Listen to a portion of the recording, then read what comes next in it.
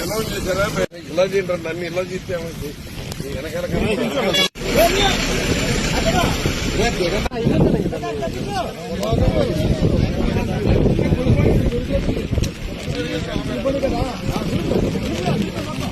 ఇంకా 5 రోజులు పడుతుంది లాస్ట్.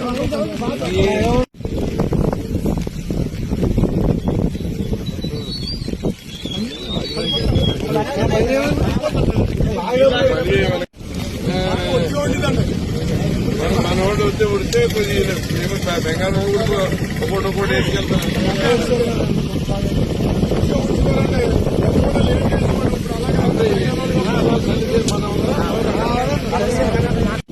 ఏమి తాగెత్తున్న 3 రోజులు పోయినట్టేనా ఉడితే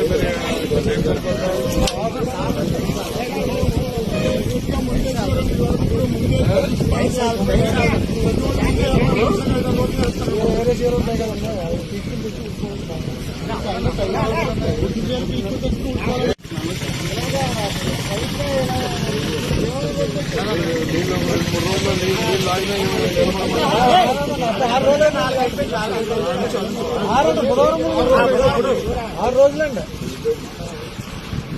వచ్చినప్పుడు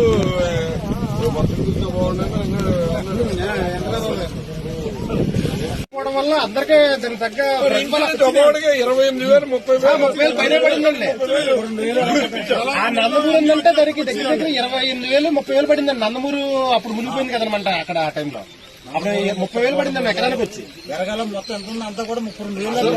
అలా కాదు అంటే మనం ఇలా చెప్పి వాళ్ళు ఏడుతారు కానీ పెంటపాడు మండలానికి ఇన్సూరెన్స్ అన్నది తెలియదు. ఎప్పుడు తెలియదండి. 2006లో నేను మొదటిసారి ఎమ్మెల్యే అయినప్పుడు మొత్తం ఇన్సూరెన్స్ రాయించి దగ్గర దగ్గర కోట్లు తీసుకొచ్చాం.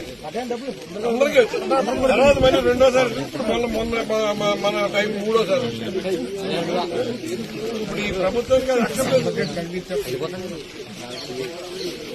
అన్నది ఇన్సూరెన్స్ రూపంలో ఇన్సూరెన్స్ కోసం గవర్నమెంట్ కొన్ని వేల కోట్ల రూపాయలు ఇన్సూరెన్స్ కట్టేది రైతుల తరఫున.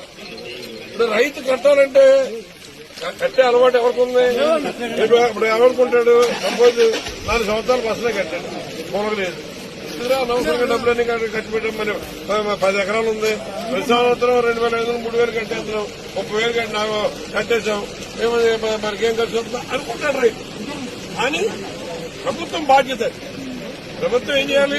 మనం ఏదైతే మనం రైతుల్ని వ్యవసాయాన్ని నిలబెట్టాలంటే, వ్యవసాయం నిలబెడతామంటే నువ్వు ఒకరికి నష్టం అవుతుంటే నిన్ను నిలబెడతాను కాదు. ఈ రాష్ట్రం ముందుకెళ్లాలంటే మీరు బాగుండాలి. మీరు పంట మీ చేతికి బాగా రావాలి. మీరు బాగుంటే మేము బాగుంటే ప్రభుత్వం బాగుంటుంది. ఆ ఆలోచన లేదు ఈ ప్రభుత్వం.